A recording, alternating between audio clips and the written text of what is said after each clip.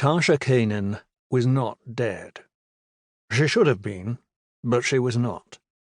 It surprised her when she woke from the blackness into which she had fallen when she had gone over the cliffs of Cleague Hold and dropped toward the churning waters of the Myrmidon, several 100 feet below.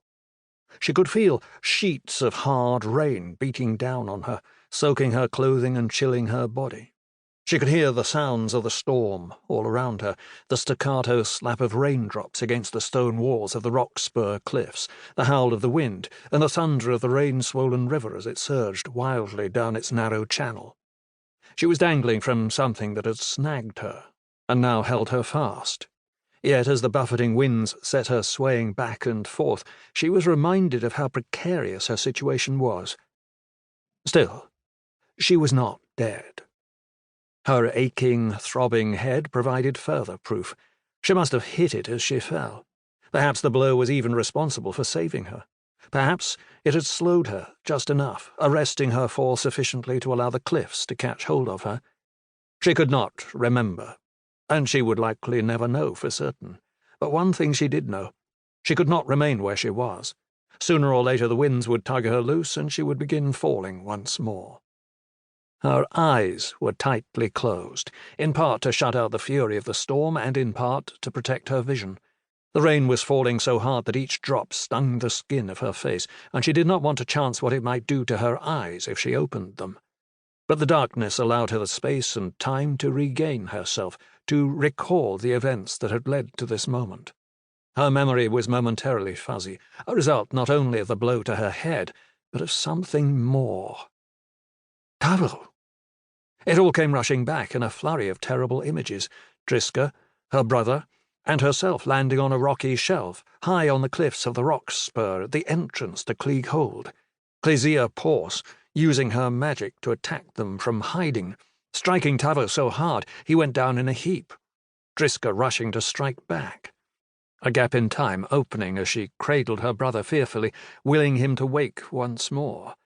And the storm all around them. The flashes of lightning and the booming of thunder, the darkness and the rain, the overwhelming sense of everything having gone wrong. Then a blow of such force, a strike of dark magic launched by Clysea Porce before either she or Tavo could prepare for it, and she was thrown through the air and over the cliffside into unconsciousness, emptiness, the dark. What had happened to her companions? She had no way of knowing. Carefully, so as not to jar her position, she lifted one hand to shield her eyes from the rain so she could peer upward. She could see the cliff wall behind her and the rocky projection that had caught the collar of her heavy cloak to stop her descent and hold her fast. A 1 in a million chance of this happening, and yet it had. Again she recalled Palindru's words foretelling her future. 3 times you shall die, but each time you shall come back to life. Surely this qualified as one of those times. Was this the last of the 3? Tavo had nearly killed her twice, so mustn't it be? She forced herself to concentrate, to stop the rambling flow of her thoughts, and to study the rain-slickened rock she must somehow climb to safety. She could not see the edge she had tumbled over. It was too far above her and lost in blackness, but it didn't matter. She knew she had to find a way to reach it. What skill did she possess? What magic that would allow her to do this?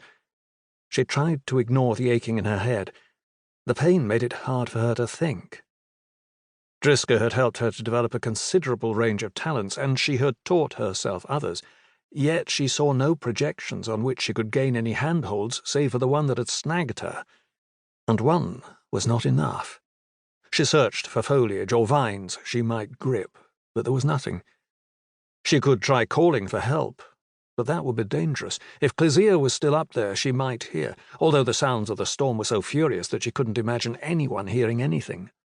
Then, as if in response to nothing more than contemplating the possibility, lightning flashed, and a dark figure stood at the edge of the cliff, leaning over.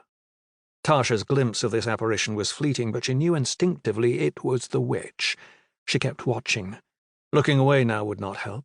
Either she had been seen or she hadn't, so she waited, eyes fixed on the point where she had spied the other woman. Then the lightning flashed again, illuminating the cliff edge. And Closea Porce was gone.